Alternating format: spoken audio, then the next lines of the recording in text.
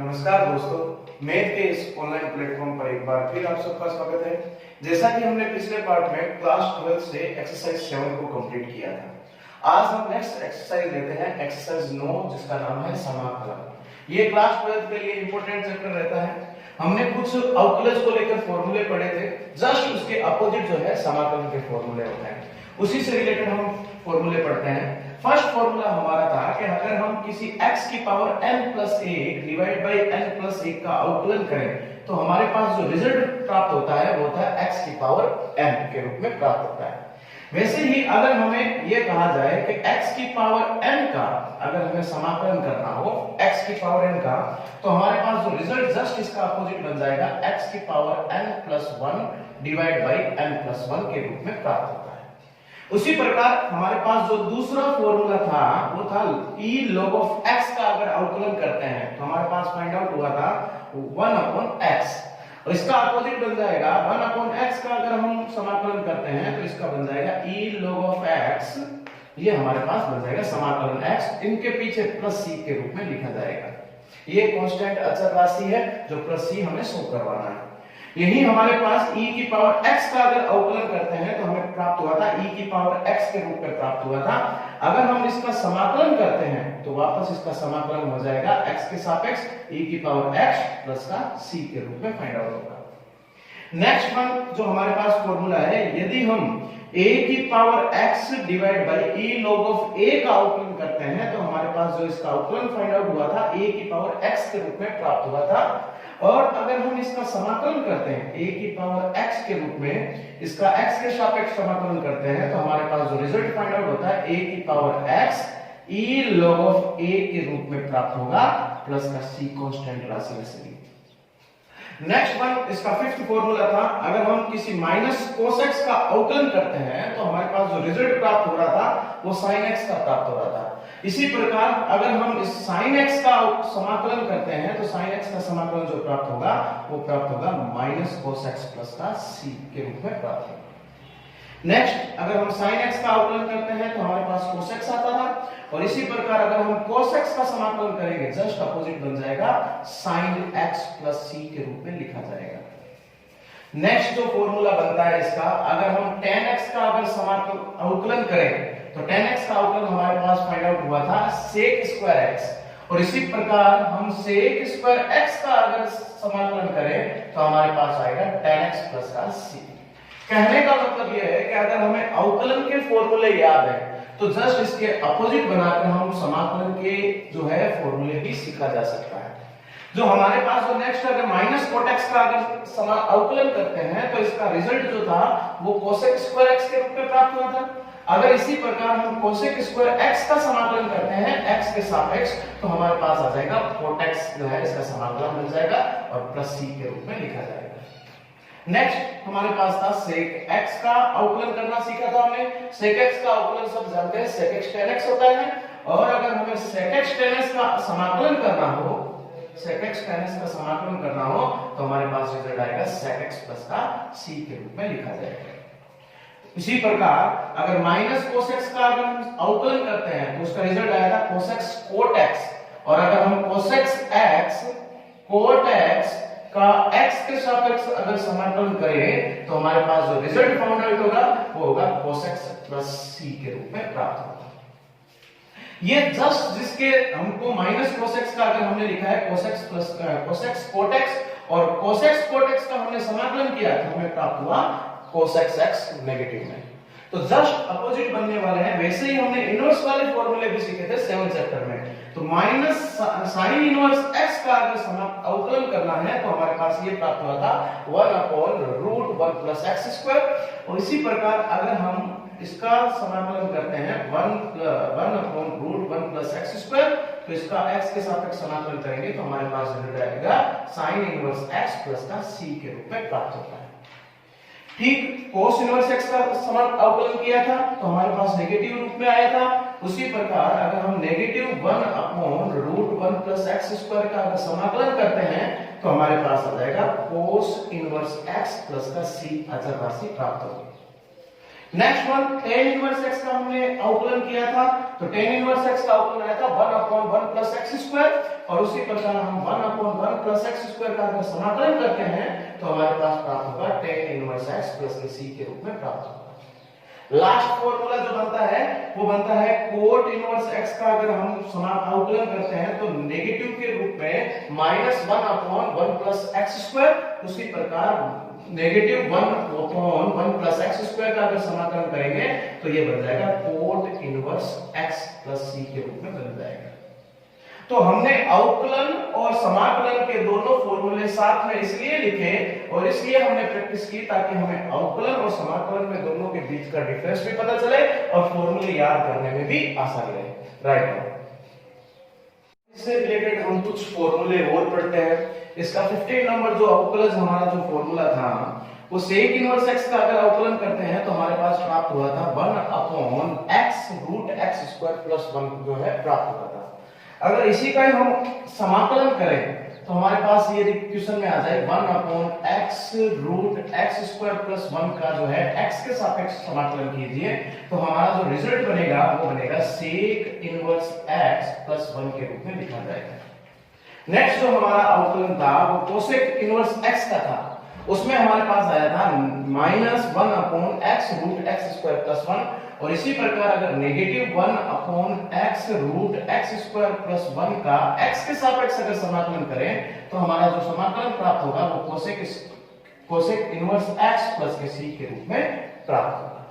इसका जो हमारे पास एक अवकलन और था कि अगर हम किसी भी अचर राशि का कांस्टेंट का अचर राशि का अवकलन करें x या किसी भी चर राशि के सापेक्ष तो उसका अवकलन प्राप्त होता है 0 प्राप्त होता है, और अगर हम 0 का समाकलन करते हैं तो उसका जो समाकलन प्राप्त होगा वो अचर राशि प्राप्त होगा, मींस c से शो करवाएंगे।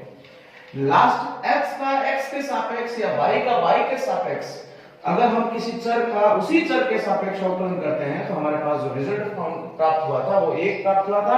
इसी प्रकार अगर हम 1 का समाकलन करते हैं तो हमारे पास वही x के रूप में प्राप्त होगा और इसमें प्लस c जो है 8 हो जाएगा। ये हमारे पास कुछ फॉर्मूले थे। इन फॉर्मूलों के माध्यम से आगे आने वाले चैप्टर में जितने भी क्वेश्चन होंगे सब इससे रिलेटेड होने वाले हैं और इन फॉर्मूले की हेल्प से ही हल होंगे। राइट, अब हम इस चैप्टर के एग्जांपल नंबर फर्स्ट को लेते हैं और दिए गए जो हमारे पास फलन है, टर्म्स है, उसका हम x के सापेक्ष अब तक हम अवकलज करते आ रहे थे, अब हम करने वाले हैं समाकलन। तो समाकलन करने से पहले हमारे पास जो क्वेश्चन है, फलन है, उसके अंदर कौन सा फॉर्मूला लगेगा वो हमें जानना जरूरी है। तो हमारे पास पहला फलन है वो है x की पावर 6 के रूप में दिया हुआ है, तो या हम इसको कह सकते हैं ये x की पावर n के रूप में है। तो n के रूप में अगर हमें इसका समाकलन करना है तो फॉर्मूला याद रहना बेहद जरूरी है। तो इसका फॉर्मूला था x की power n plus 1 upon n plus 1 की प्लस c के रूप में लिखा है। तो यहाँ पर हमारे पास सब कुछ है, तो हमें x की पावर 6 का समाकलन करना है x के सापेक्ष। तो मैंने कहा था x की पावर n यहाँ पर 6 का काम कर रहा है, तो यहाँ पर बन जाएगा x की पावर 6 प्लस 1 अपॉन n की जगह 6 प्लस 1 c के रूप में लिख जाएगा। तो यहाँ पर ये बन जाएगा x की पावर 7 और 6 plus 1 divide by 7 plus c के रूप में लिखा जाएगा। तो हमारे x प्लस 6 की पावर का अगर समाकलन प्राप्त करना था जो कि हमारे पास प्राप्त हुआ है x की power 7 divide by 7 plus c के रूप में प्राप्त होगा। ये हमारे फर्स्ट फलन का समाकलन रहेगा। अब हमारे पास इसी प्रकार नेक्स्ट जो फलन है हमारा वो है x की रूट x के रूप में। लेकिन सर हमने जो ये फॉर्मूला अप्लाई किया था उसमें x की पावर n के रूप में था, तो क्या हम इस फलन को x की पावर 1/2 के रूप में लिख सकते हैं, पावर के रूप में? ऑफ कोर्स लिख सकते हैं।